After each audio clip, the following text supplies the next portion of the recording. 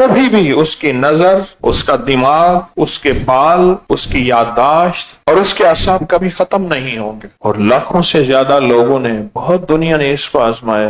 ناخن کاٹنے کے بعد ناخن میں تیل لگائیں، ہاتھ کے ناخن اور پاؤں کے ناخن۔ آج کل ایک بہت بڑی ریسرچ ہے، جبکہ یہ پرانی طب کی تحقیق ہزاروں سالوں کی ہے، وہ ہے ریفلیکسالوجی۔ کون سے حصوں کو دبائیں تو کون سا مسئلہ حل ہو جاتا ہے، اور کہاں کوئی آئل سے اس کی مالش کریں تو کون سی جسم کے اعضاء، پٹھے، اعصاب ٹھیک ہو جاتے ہیں۔ کہتے ہیں کہ اگر انگوٹھے کو مالش کریں گے، انگوٹھے کی، تو اس سے سر اور گردن کے پوائنٹ ہیں۔ شہادت کی انگلی میں معدہ اور بڑی آنت کے متعلق ہیں، اگر اس کی مالش کریں گے، اس کے ناخن کی، اس کے ناخن کے حصے کی۔ بیچ کی انگلی دل اور گردش کے نظام سے، یعنی سرکولیشن، خون کا نظام۔ چھوٹی انگلی، اس کا تعلق دل سے ہے اور آنتوں سے ہے، اور پیر کے انگوٹھے دماغ اور ریڑھ کی ہڈی کے اعصاب سے منتقل۔ اس کا پورا نظام ہے، سسٹم ہے، اور سائنس نے اس کو بہت، میرے پاس سائنس کی بہت بڑی ریسرچ ہے، میں چھوٹا چھوٹا حوالہ دے رہا ہوں۔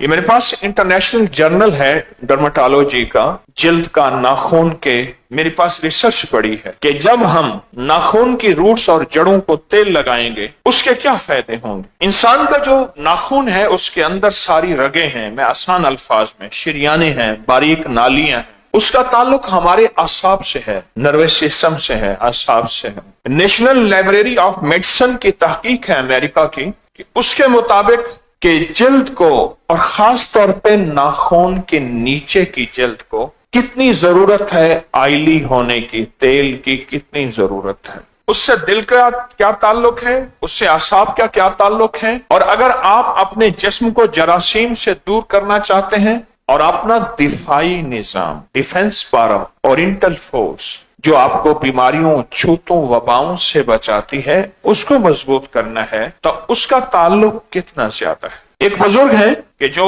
استاد ہیں کاشف العلوم سہارنپور کے، اور سب سے پہلے استاد تھے مظاہر العلوم سہارنپور کے۔ وہ کہتے ہیں کہ اگر سورۃ الناس سرسوں کے تیل پر 7 دفعہ دم کر کے اعصاب زدہ کی بھووں پر، ناک، کانوں، ہاتھ پاؤں کے ناخن پر اگر ملیں، اول شہادت کی دونوں انگلیاں تیل میں بھر کر کانوں میں، پھر انگوٹھے بھر کر بھووں میں، پھر ناک، پھر ناخنوں پر اگر لگائیں اور مالش کریں تو آسیب زدہ جو شخص ہے، جس پہ آسیب ہے، اس کے ساتھ آسیب ختم ہو جاتا ہے۔ حضرت نظام الدین اولیاء رحمت اللہ علیہ، خواجہ غریب نواز دلی کے، پہلے لاہور میں رہتے تھے اور یہاں لوگوں کو اللہ اللہ سکھاتے تھے۔ وہ بیمار ہو گئے، دماغی کمزوری اور بیماریاں لگ گئیں، تو سلطان تاج الدین جو کہ غزنی اور لاہور کے بادشاہ تھے، شیخ کا بہت زیادہ آپ کا احساس، خدمت، ادب کرتا تھا، تو سلطان تاج الدین نے اپنے بھائی سعد الدین یلدوز کو حضرت نظام الدین اولیاء رحمت اللہ علیہ کا علاج کے لیے کہا۔ اس نے ایک تو شربت بنفشہ دیا اور شربت فریاد رس دیا، اور پھر آپ کے سر، بغلوں،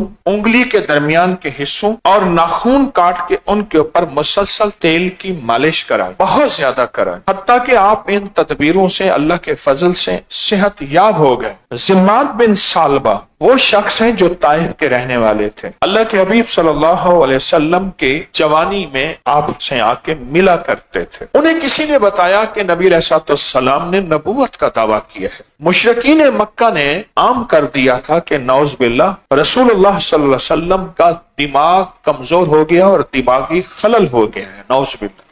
تو وہ مکہ میں آئے تو انہوں نے کہا کہ میں محمد بن عبداللہ سے ملوں۔ آپ سے ملے تو کہنے لگے سنا ہے کہ آپ کا دماغ کمزور ہو گیا ہے اور آپ عجیب و غریب باتیں کرتے ہیں، میں چاہوں گا آپ کا علاج کر دوں۔ زمات نے کہا، بن سالبہ نے، اللہ کے اپنی فرمایا میں کچھ کہوں سنے گا؟ اس نے کہا جی ضرور سنے گا۔ آپ نے فرمایا الحمدللہ الحمدللہ نحمدہ ونستعینہ ونستغفرہ ونؤمن بہ ونتوکل علیہ ونعوذ باللہ من شرور انفسنا ومن سیئات اعمالنا من یہدہ اللہ فلا مضل له ومن يضلل فلا هادي له ونشهد ان لا اله الا الله وحده لا شريك له ونشهد ان محمدا عبده ورسوله۔ حیران ہو گئے، کہنے لگا پھر سنائے۔ حضور نے یہ خطبہ پھر سنایا، عرض کیا حضور یہ پھر سنایا؟ زمات نے کہا۔ حضور نے تیسری دفعہ سنایا، جب تیسری دفعہ سنایا تو اس نے کہا یہ حق ہے اور آپ دین حق پہ آئے ہیں، آپ کا دماغ بھی صحیح ہے، آپ کی عقل بھی ٹھیک ہے، آپ کی وحی بھی ٹھیک ہے، صدقت یا رسول اللہ، اور وہ ایمان لے آیا۔ ذمات کے بارے میں ہمارے معالجین، اطباء اور محدثین نے لکھا ہے کہ وہ ناخن پہ تیل لگوائے کرتے تھے کٹوانے کے بعد، اور وہ بہت بڑا معالج تھے۔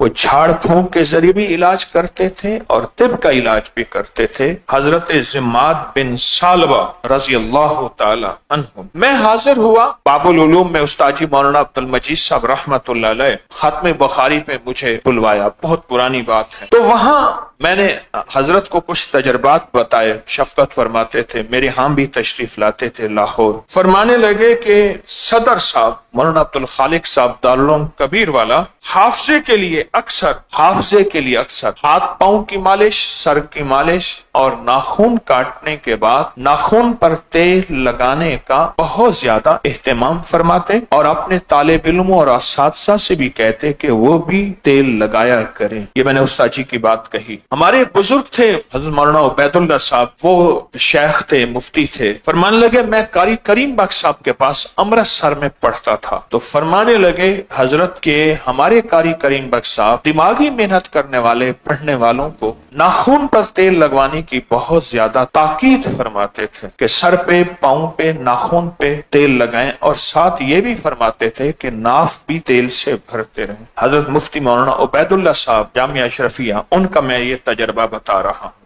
دوران سفر ایک بزرگ تھے فیصل آباد کے سید جاوید شنشاہ صاحب رحمت اللہ علیہ، تو فرمانے لگے مجھے کہ ہم نے اپنے بڑوں سے اور خاص طور پہ مولانا عبید اللہ انور صاحب رحمت اللہ علیہ سے سنا کہ وہ ناخن پر تیل لگانے کی بہت تاکید فرماتے تھے اور بہت اہتمام فرماتے تھے، اور ایک الفاظ فرمائے، اور میں ناخن میں بہت سی رگیں ایسی ہوتی ہیں جن کا آنکھوں، دماغ، اعصاب اور یادداشت سے ان کا تعلق ہے، یہ فرمائے۔ ہماری طب کی مشہور کتابیں ہیں اور ان میں یہ واقعات موجود ہیں کہ دماغی کام کرنے والے ہیں، استاد کہتے تھے ناخن کاٹ کے اس کی انگلیاں تیل میں بہت دیر تک ڈبو کے رکھو، اس طرح پاؤں کی انگلیاں بھی تیل میں ڈبو کے رکھو، یہاں تک اہتمام فرماتے تھے۔ ہماری طب کی مستند کتابوں میں یہ حوالے واقعات موجود ہیں۔ دماغی کام کرنے والا یا دماغ کو صحت مند، نظر کو صحت مند، اعصاب کو صحت مند رکھنے والا، اس کو یہ بات بہت زیادہ فرماتے تھے۔ موسیٰ زئی شریف میں پیر نعمان صاحب تھے رحمت اللہ، فرماتے تھے کہ ہمارے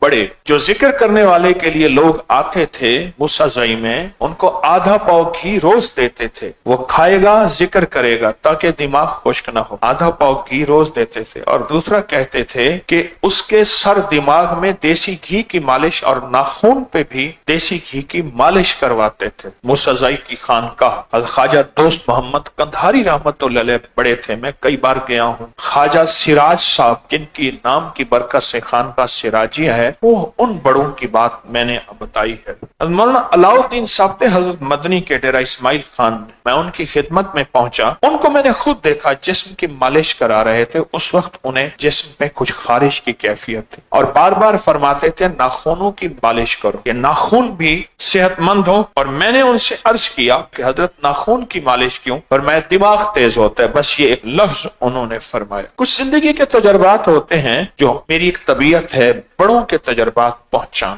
انسانیت کو خیر ملے، انسانیت کو راحت ملے، اللہ کی مخلوق کو فائدہ ملے۔ اب آپ خود سوچیں کہ یہ ہے چھوٹا سا ٹوٹکا، لیکن اس ٹوٹکے میں بڑوں کی زندگیوں کے تجربات گھلے ہوئے ہیں، اور بڑوں کی صدیوں کے تجربات یہ موجود ہیں۔ اللہ نے لوگوں کو اس چھوٹے سے عمل سے بہت نفع اور بہت فائدہ دیا، اور بہت حیرت انگیز مشاہدات اور تجربات دیے۔